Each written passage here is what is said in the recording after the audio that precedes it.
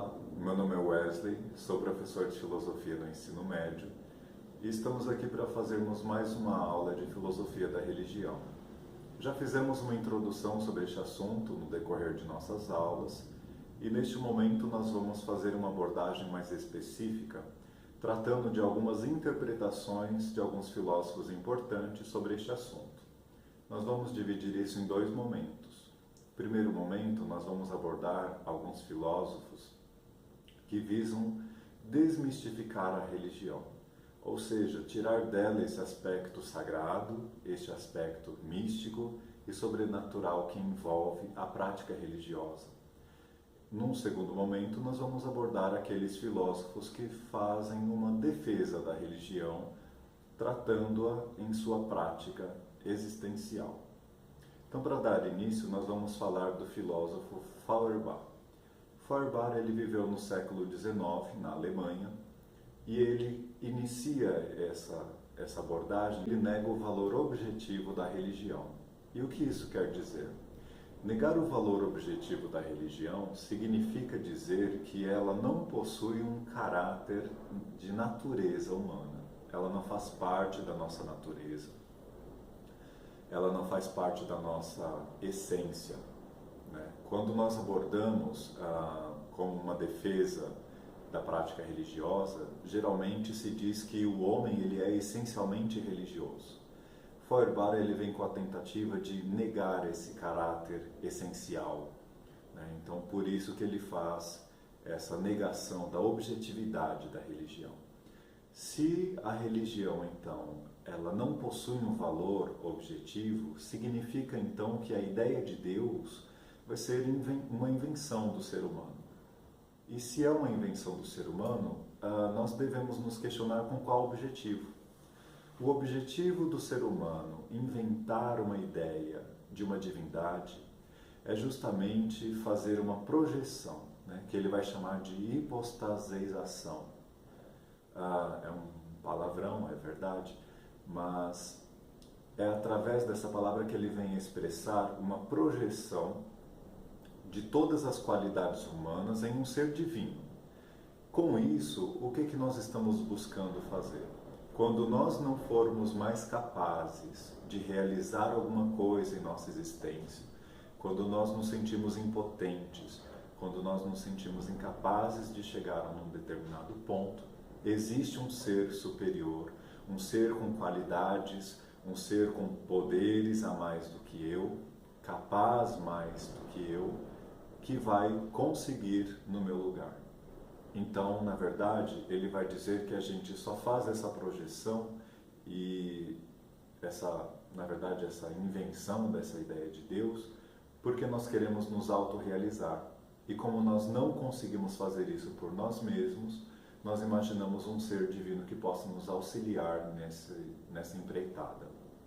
Nesse sentido, então, a religião ela vai caracterizar justamente nesse processo de projeção. Então, através da prática religiosa, o que é que eu vou buscar? Eu vou buscar um ser com quem eu posso me relacionar, ter uma intimidade, ter como que eu posso dizer, um contato? Não. Na verdade, essa prática religiosa, ela visa tão somente me apaziguar, me dar uma segurança, fazer com que eu sinta que existe alguém, além de mim, que é capaz de ir aonde eu não consigo ir. Portanto, Deus e a religião, ela vem com essa proposta, né, de apenas satisfazer o homem em suas necessidades. O segundo filósofo que nós vamos abordar é o famoso alemão chamado Karl Marx. Ele foi historiador, economista e filósofo, viveu no século XIX e ele tem uma perspectiva de que a sociedade ela é dividida em classes e vive uma constante luta entre a burguesia, a classe que explora, e o proletariado, que é a classe explorada. Ele vai dizer que a religião é uma invenção da sociedade capitalista que tem o objetivo de causar um sentimento de conformismo por aqueles que são explorados. Então, quando ele diz que a religião é o ópio do povo, e ópio significa como se fosse um narcótico, ele quer dizer justamente que a religião ela vai causar um efeito de conformismo, ou seja, a classe explorada ela vai buscar a prática religiosa como um conforto para as suas necessidades, para os seus problemas, para aquilo que ele vivencia no dia a dia. Já a classe que oprime, ela também vai buscar a prática religiosa, mas vai buscar como uma evasão das suas atitudes, ou seja, eu vou buscar uma justificação, então eu vou buscar o perdão. Então, diante da prática religiosa, eu vou, enquanto explorador, me sentir justificado, né? Já que eu tenho uma prática religiosa, então que pode estar me amparando neste processo. Então, como você pode ver no seu caderno, de acordo com as anotações que nós fizemos na aula anterior, você pode ler ali: a religião é uma invenção da sociedade capitalista para realizar a exploração das classes, né? Então, como diz também, ela é criada pelo homem como instrumento de evasão para os explorados e justificação para os exploradores. Justamente nessa perspectiva, mas para a gente entender por que ele diz isso, nós temos que pensar qual era a situação religiosa vivida nesta época. A perspectiva, por exemplo, de salvação abordada pela religião, principalmente o cristianismo, nesta época, é uma perspectiva de que o ser humano ele só tem uma salvação na pós-morte. Então, é mais importante você cuidar da sua alma, porque é ela que é realmente importante no processo de salvação. Então, você vai morrer e para você ser salvo, é mais importante você garantir a salvação de sua alma, que ela é eterna e vai permanecer ou não unida a Deus na eternidade.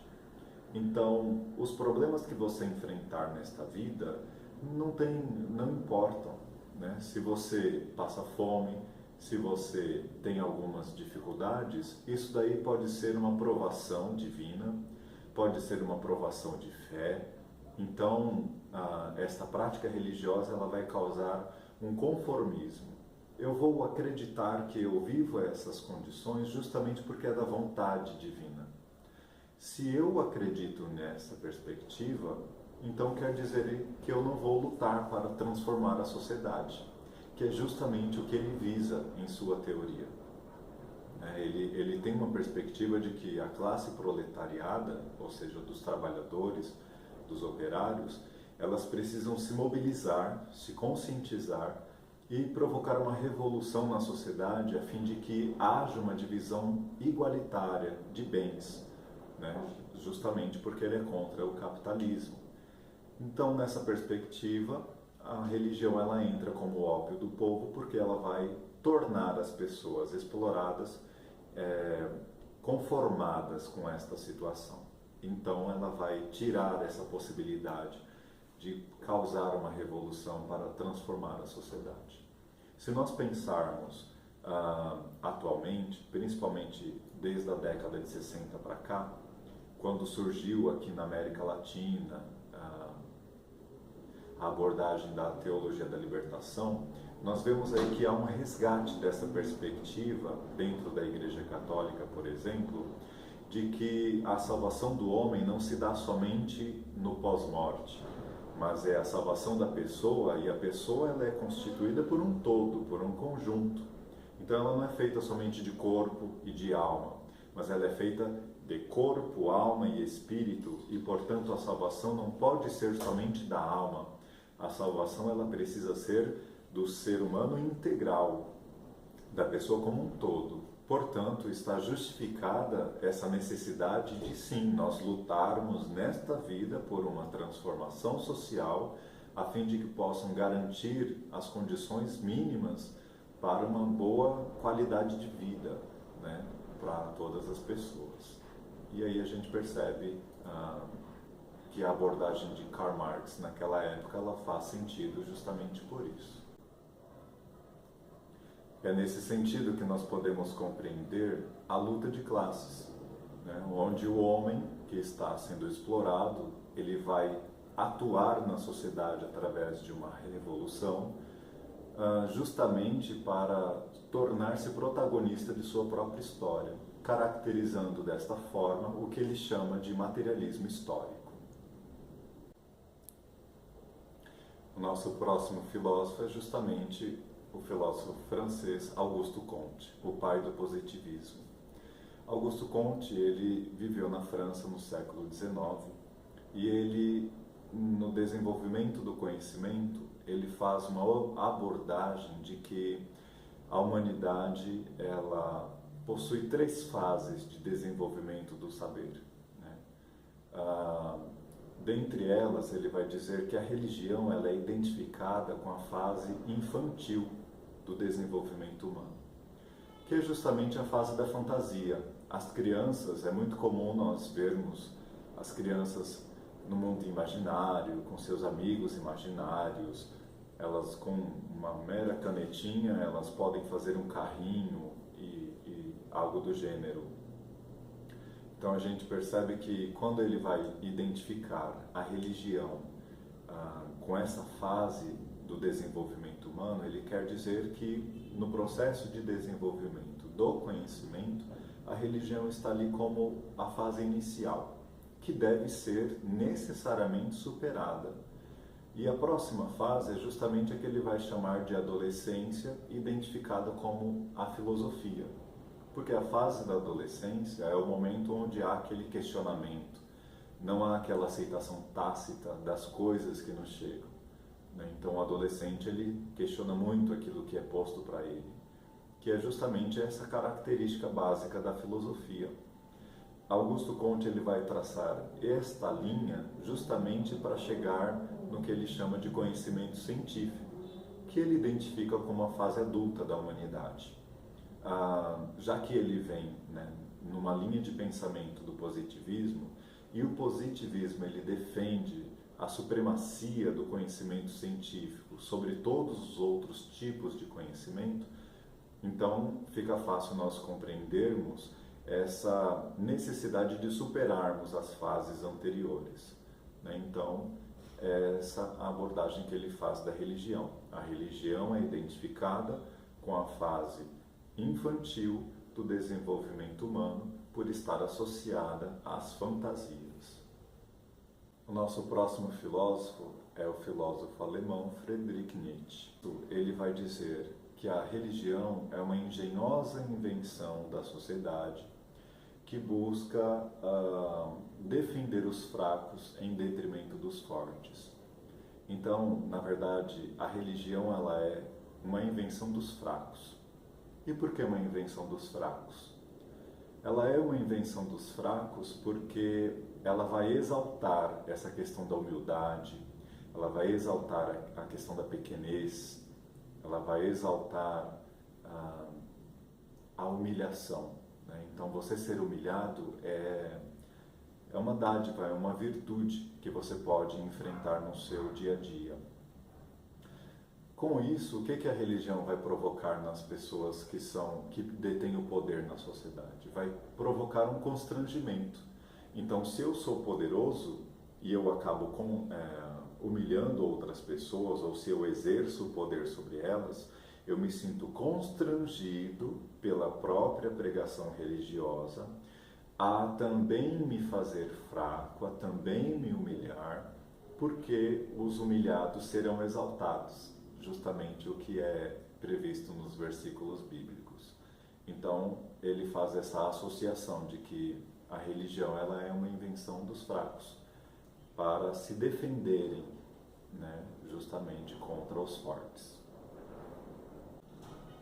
A nossa próxima abordagem é a interpretação do austríaco Sigmund Freud, o pai da psicanálise, que viveu no século XX. Ele vai dizer que Deus é uma projeção da figura paterna. Nós projetamos num ser sobrenatural a figura paterna porque o pai é justamente aquele que cuida de nós, aquele que nos ampara, aquele que nos dá segurança. Portanto, quando nós criamos essa ideia de Deus, nós estamos querendo nos sentir seguros diante das dificuldades da vida. Então, ele vai interpretar nesse sentido. né? Nós criamos uma ideia de Deus, projetando nele essa figura paterna que vai cuidar e amparar dos seus filhos, amparar os seus filhos diante de suas dificuldades. Então, na verdade, é uma representação dessa relação de amor e ódio. Ao mesmo tempo que nós nos sentimos felizes e agradecidos quando superamos algumas dificuldades, então nós dizemos, foi Deus que me ajudou, nós também podemos nós podemos ficar chateados ou podemos reclamar quando temos a sensação de que, puxa, não saiu do jeito que eu queria, então por que você não olhou por mim?